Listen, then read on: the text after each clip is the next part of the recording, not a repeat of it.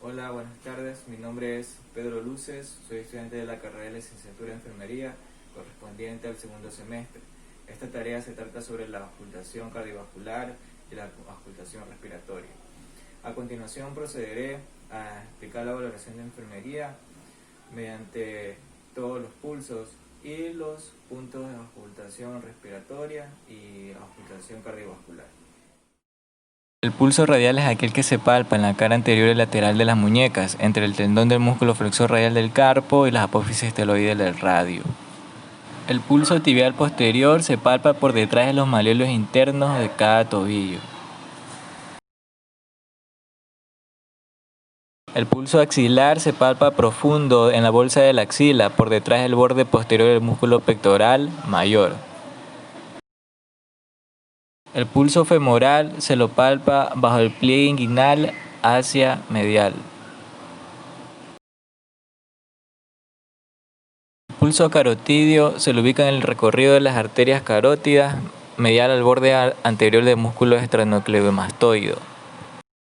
El pulso braquial, conocido también como pulso humeral, se palpa sobre la cara anterior del pliegue del codo, hacia medial. El pulso pedio se palpa en el dorso de los pies, lateral al tendón extensor del ortejo mayor. El pulso popílteo se palpa en la cara posterior de las rodillas, estando el paciente de pie o en decúbito dorsal o prono. Para la auscultación cardíaca tendremos en cuenta el foco pulmonar, el foco aórtico accesorio o mesocárdico, la tricúspide, el foco mitral y el foco aórtico.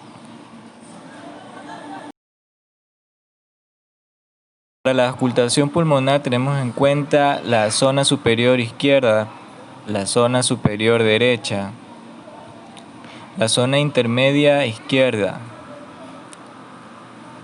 la zona intermedia derecha,